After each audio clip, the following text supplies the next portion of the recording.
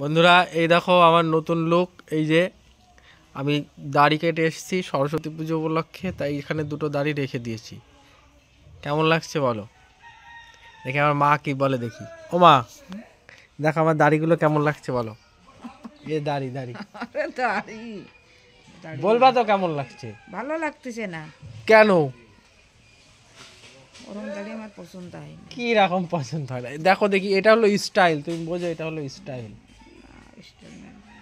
Style. এই দেখো দাড়িগুলো, দেখো দাড়িগুলো এই এত বড় বড় হলে আরো ভালো হতো না?